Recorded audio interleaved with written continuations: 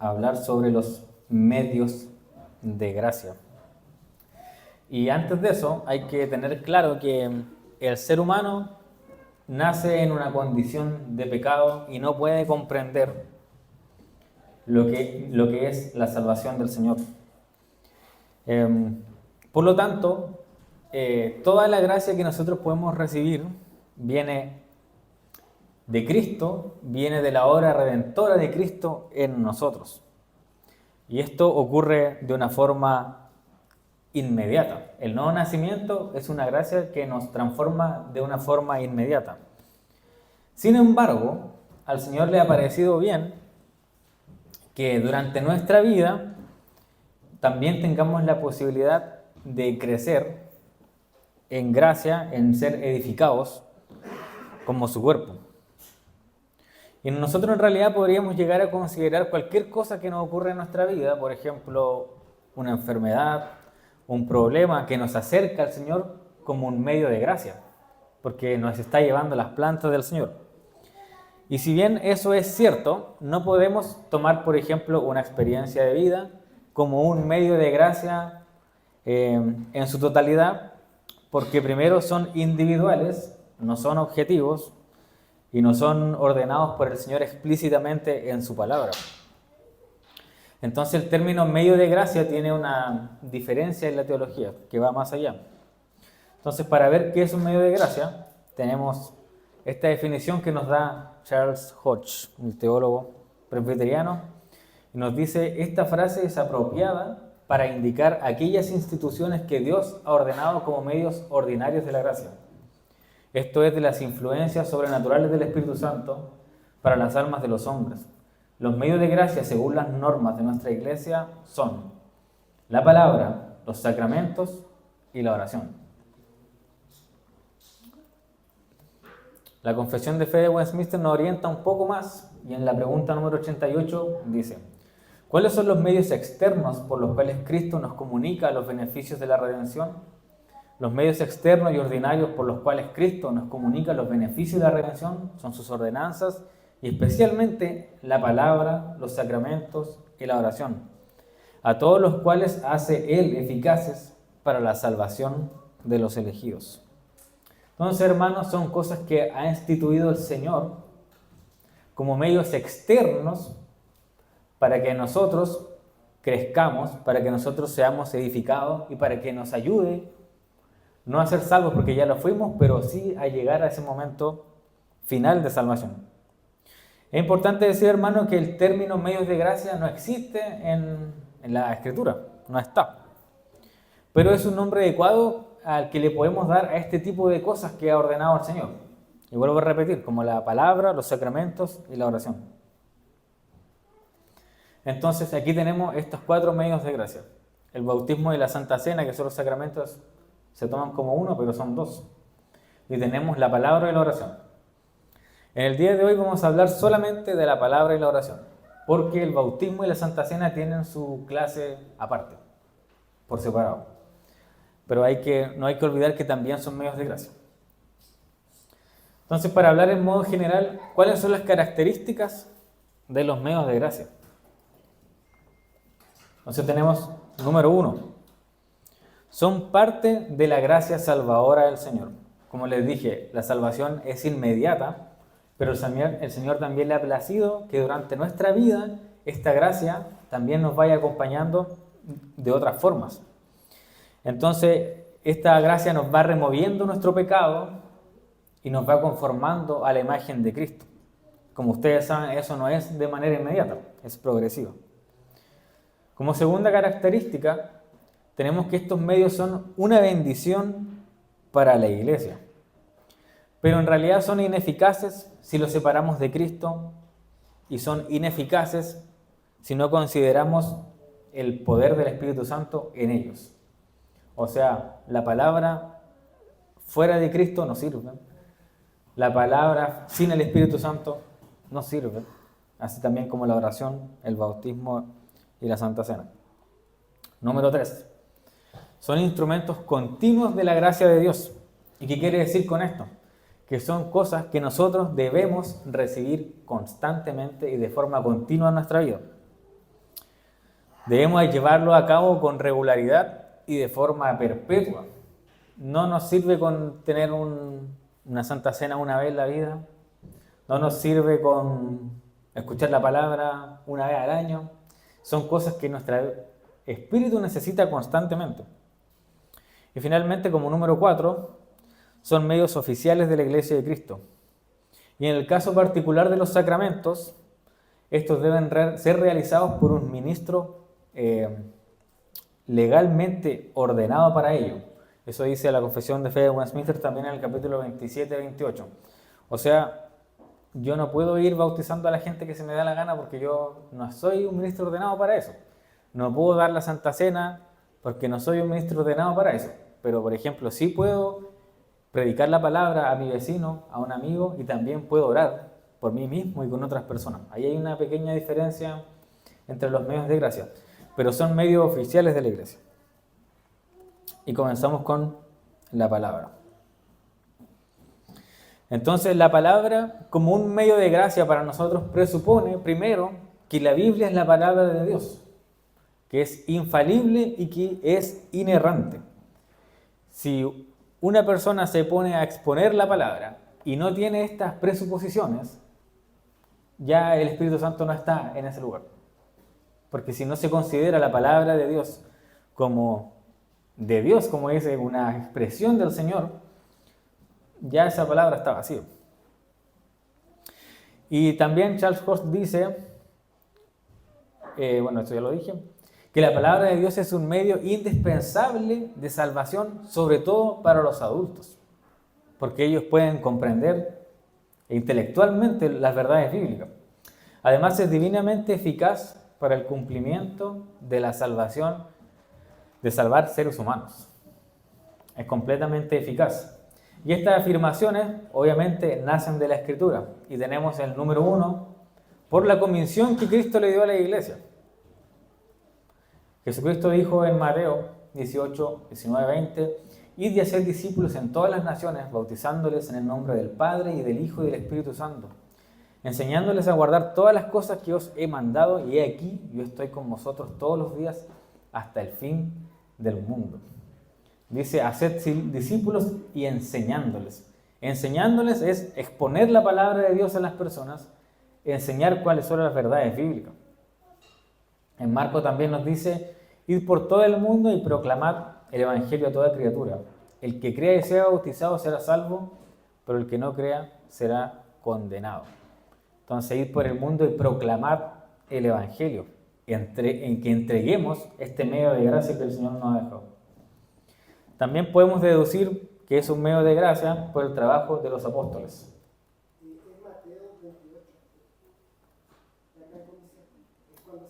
Sí.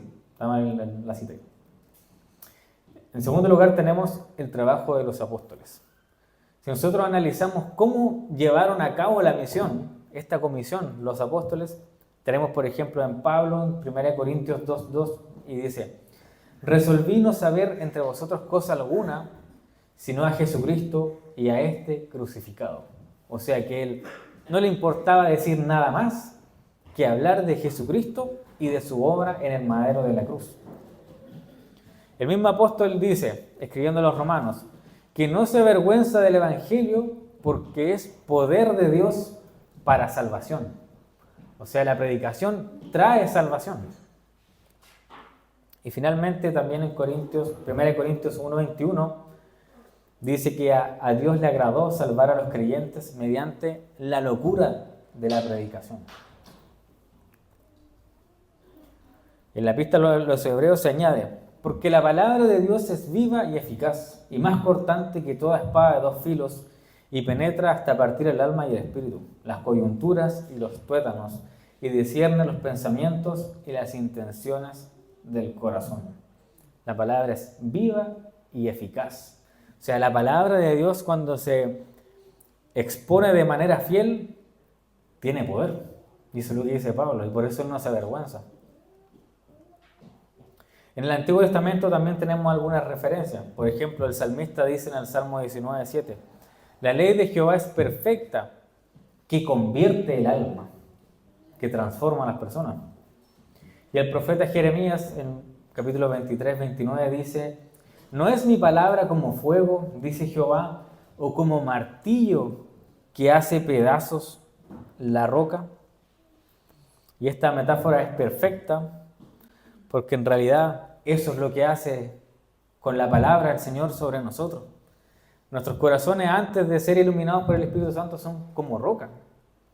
Pero dice que su palabra es como un martillo que hace pedazos en la roca.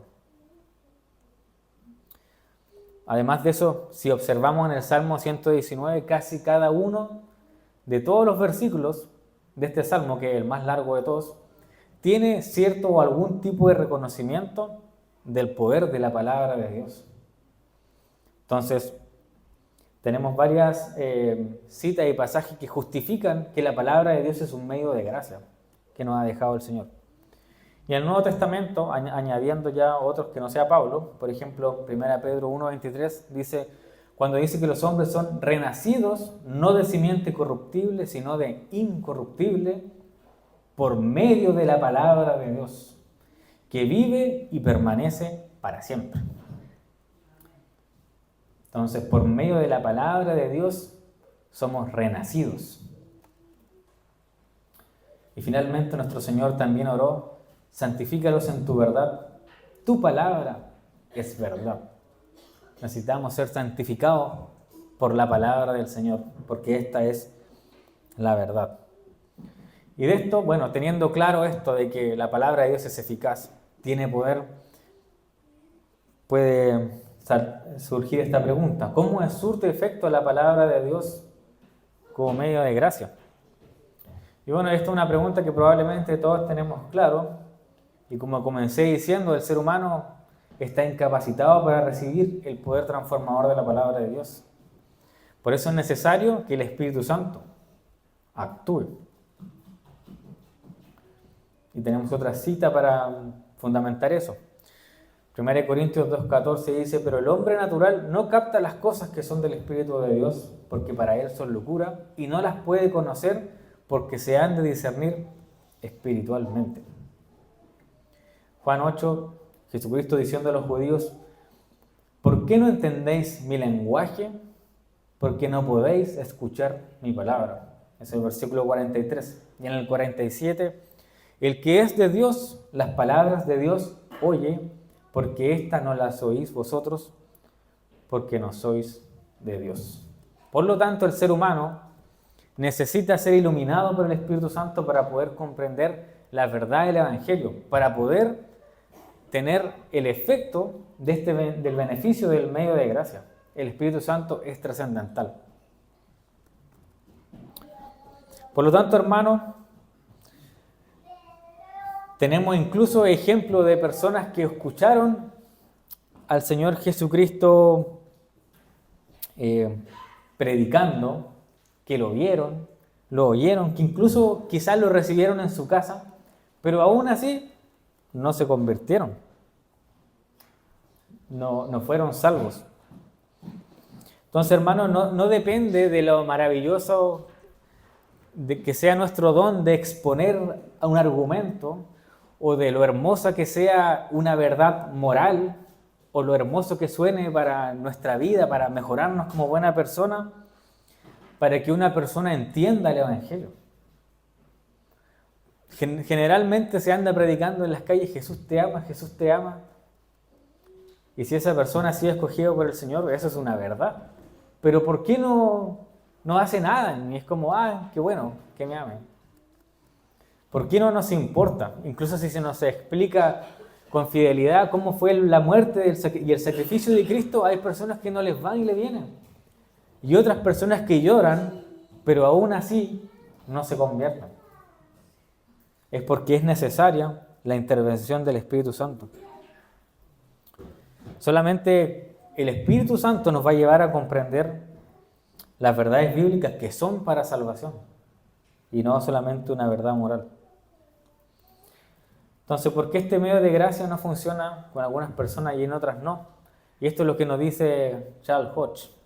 En cuanto a esta pregunta dice: ¿a qué se debe que tan pocos se convirtieron bajo el ministerio de Cristo y tantos bajo el de los apóstoles? La única respuesta de las Escrituras irracional es: Sí, Padre, porque así te agradó, porque así lo quiso. Si nosotros contamos la historia de la iglesia, las personas que se han convertido durante los últimos 20 años quizás son mayores que las que se convirtieron durante la predicación de Cristo.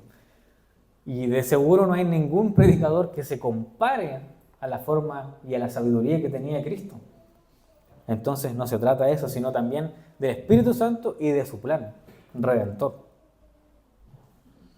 Entonces no depende de la Biblia, ni del pasaje bíblico específico, no depende de lo buen predicador que seamos, ni de las emociones que nosotros podamos sacar de la otra persona, sino solamente del Espíritu Santo que transforma. Entonces, la palabra como medio de gracia también tiene un beneficio para los que han sido escogidos, para los que ya han sido transformados. Por ejemplo, un nacido de nuevo que no es expuesto constantemente a la palabra del Señor, a la predicación, quedaría como un niño inmaduro para siempre. Y eso trae bastantes problemas porque nosotros podemos ser salvos, pero no tener el gozo de la salvación, porque no conocemos al Señor. Si no conocemos los atributos de Dios, no vamos a servir con la suficiente humildad al Señor. Vamos a vivir quizás preocupados por cosas que no deberían preocuparnos porque no conocemos la palabra de Dios. Quizás no vamos a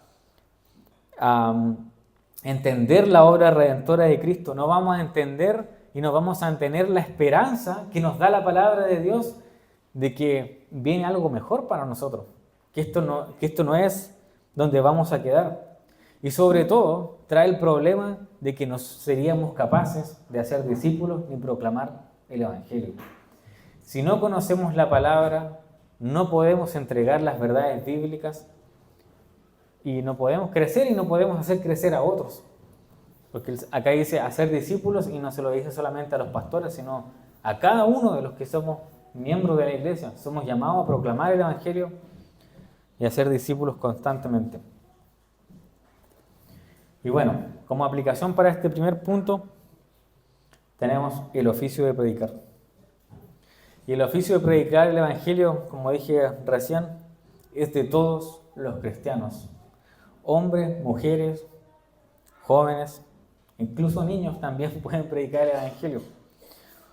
Sin embargo, los pastores y maestros de la iglesia tienen una responsabilidad especial en cuanto a esto, porque son expositores de la palabra en la iglesia, pero no podemos dejar de lado la importancia de la predicación que tienen los padres. Sobre todo, el padre. La palabra de Dios en muchas ocasiones nos dice que es el rol del hombre instruir a su casa sobre la verdad. Incluso lo vemos en Génesis. Era el deber de Adán instruir a su esposa de conocer la ley de Dios. Y él falló en hacer eso.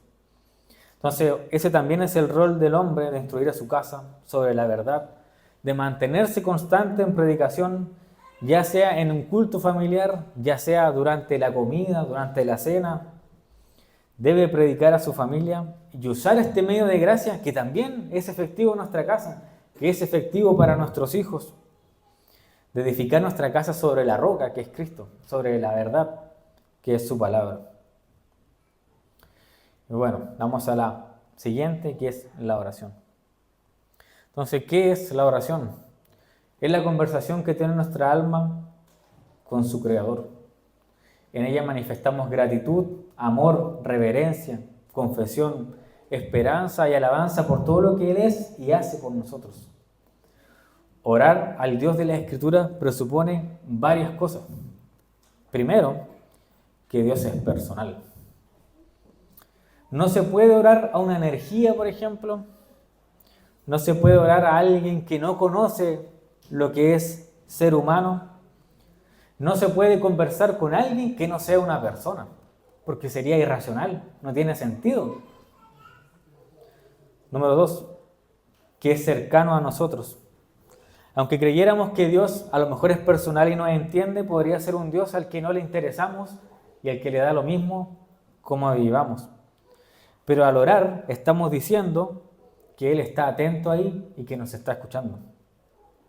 Y tercero, que Él tiene el control de todas las cosas.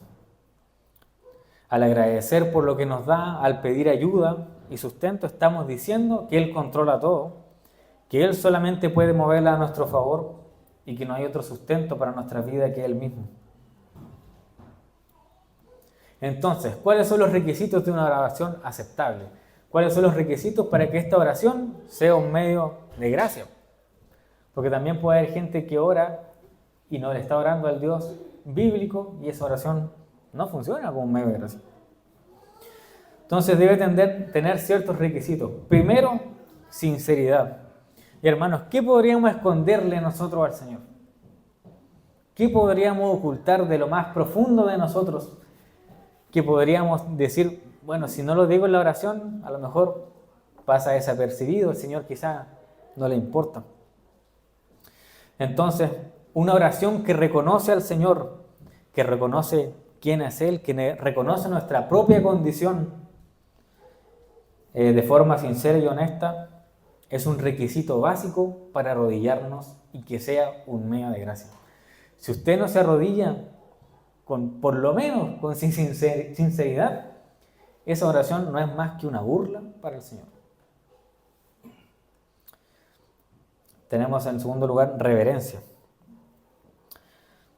Dios es infinito en santidad, en conocimiento y en poder. Y debemos presentarnos delante de Él con un temor santo. Y en las Escrituras generalmente se habla del pueblo del Señor como el pueblo que teme a su nombre. Y esto obviamente es de reverencia. Y la reverencia es una característica que vamos a encontrar en todas las oraciones registradas en la Escritura. Tercero, humildad. Debemos estar conscientes de quiénes somos y a quién le oramos. Cuarto, constancia. Jesús en reiteradas ocasiones dice que debemos orar constantemente. Orad sin cesar, dice también el apóstol Pablo. Debemos ser sumisos. ¿Y con esto qué quiero decir? Que no es lo mismo que la humildad. Si bien es cierto, todo cristiano tiene la oportunidad de llevar sus peticiones al Señor. Nosotros tenemos la oportunidad de decirle al Señor cuáles son nuestros deseos, lo que necesitamos. Eso es cierto, hermano. Quizá para pedir para nosotros mismos o para otra persona. Sin embargo, nosotros también durante nuestra oración debemos estar conscientes y pedirle al Señor de que se haga su voluntad perfecta. Yo puedo decir, Señor, yo quisiera que se hiciera esto, pero lo que más quiero es que se haga tu voluntad. Y ojalá tu voluntad fuera como la mía, y si no lo es, Señor, ayúdame a que tu voluntad se alinee con la tuya. Porque así no sufrimos, hermanos. Sabemos, estamos conformes, sea lo que hace el Señor. Y eso es orar de forma sumisa. También en número 6 tenemos que hay que orar con fe. ¿Qué significa esto? Si oramos debemos creer que Dios existe, debemos creer que Él puede oírnos y que puede responder nuestras oraciones. Si uno se arrodilla y ora como, por si acaso, si alguien me escucha, hermano, eso ya no tiene ni reverencia, ni sumisión, ni sinceridad, ni nada. Y séptimo, y muy importante, las oraciones de los cristianos deben ser ofrecidas en el nombre de Cristo. ¿Y por qué? Juan 16:14 dice, hasta ahora nada habéis pedido en mi nombre, pedid y recibiréis para que vuestro gozo sea completo. En Juan 14:13 dice, cualquier cosa que pidas al Padre en mi nombre, la haré. Y se dice que los apóstoles constantemente hacían milagros en el nombre de ¿quién? En el nombre de Cristo. O sea, ¿qué significaba eso? Que lo que los apóstoles hacían tenía la autoridad y el sustento de Cristo. Y se nos llama a orar en el nombre de Cristo porque el mérito que nosotros tenemos para tener el gran regalo de arrodillarnos frente al Señor no es por nosotros, no es porque somos pobrecitos solamente, o porque al Señor le da pena nuestra condición humana o nuestros dolores, sino por lo que Cristo hizo en la cruz. Por lo tanto, nosotros cuando nos presentamos a conversar con el Señor, es por causa de Él que podemos arrodillarnos y decir, Señor, yo sé que me oyes, por lo que hizo Cristo, no por mí. Entonces todo lo que nosotros hablemos, digamos, pidamos en nuestra oración debe ser en el nombre de Cristo y no en el nombre de nadie más, ni en el mío, ni el de muy bueno que sea mi abuelita.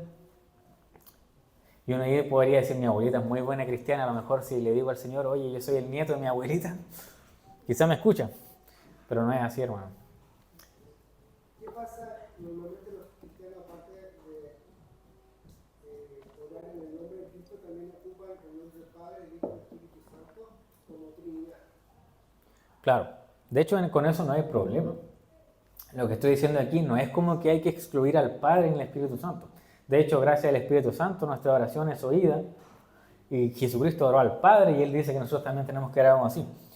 No se trata de orar a Cristo, sino de que mi oración sea conscientemente por la obra de Cristo. O sea, yo estoy aquí por Cristo. Y dejar eso en claro. Por eso generalmente cuando uno ora dice, todo esto te lo pedimos en el nombre de ¿quién? De Cristo. No en mi nombre. Yo puedo orar al Padre, puedo orar a Cristo, puedo orar al Espíritu Santo, porque son las tres personas de la deidad y no hay problema con eso. Pero yo tengo la posibilidad de arrodillarme y de cerrar mis ojos y hablarle al Señor por Cristo. Y con eso me refiero a orar en el nombre de Cristo, no excluyendo a los demás, sino estar consciente de que nuestra posición como hijos de Dios y de poder orar es solamente por el mérito de Cristo. Por eso. Entonces vamos a una aplicación final. El poder de la oración. Santiago nos habla de varias personas en su carta. Dice, por ejemplo, que Moisés, mediante su oración, salvó al pueblo de Israel. Por la oración de Samuel, el ejército de los filisteos fue disperso. Elías oró fervientemente para que no lloviese y no llovió. Y después volvió a orar para que lloviese y llovió. Pablo nos dice que la oración del justo puede mucho, tiene mucha fuerza. Pablo también llamaba a orar por los hombres, por los reyes, por las autoridades, para que nosotros pudiésemos vivir apaciblemente. Y saliendo del contexto de la Escritura, se dice también que la reina María Estuardo de Escocia le tenía más miedo a las oraciones de John Knox, que se dice es el fundador de la iglesia presbiteriana, que a un ejército completo. O sea, ella sabía que la oración de este hombre, como medio de gracia obviamente, tenía un poder que no venía de él obviamente, sino del Señor. La oración tiene poder. Debemos orar.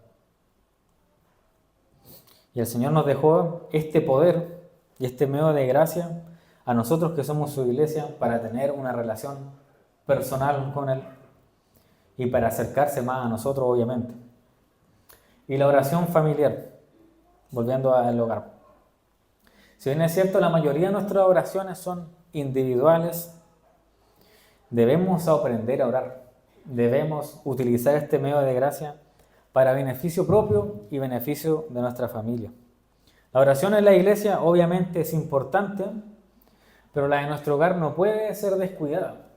No puedo conformarme con venir a orar el día domingo aquí. Nuestros hijos deben aprender a orar de nosotros. No podemos esperar que ellos crezcan y cumplan 18 años y digo, este chico no sabe ni orar. ¿Acaso no escucha cómo oran en la iglesia? Obviamente van a escuchar cómo oran en la iglesia, pero primero te van a escuchar a ti. Te van a ver orar a ti. Si ellos ven que para ti es importante la oración, ellos dicen, en mi casa la oración es importante. Tengo que orar en mi casa para que ellos aprendan. Entonces la conciencia de que la oración es importante debe ser reforzada en nuestro hogar. Podemos orar al levantarnos, antes de comer, al acostarnos. Podemos orar con nuestros niños al lado, decir que repitan palabras con nosotros. Esas son cosas que al parecer nosotros podemos pensar que a ellos no les importan y que no pasa nada. Pero eso sí tiene un efecto, porque es un medio de gracia. Tiene un efecto en nuestros hijos. Entonces en todo momento necesitamos conectarnos con el Señor. Y al igual que la palabra, debe ser una característica de un hogar cristiano. La oración y la palabra tienen que estar en nuestra casa porque son medios de gracia eficaces por la obra del Espíritu Santo. Como les dije, no vamos a hablar de los sacramentos porque eso viene en clase aparte. Así que, hermanos, ¿alguna pregunta? ¿Algún comentario final?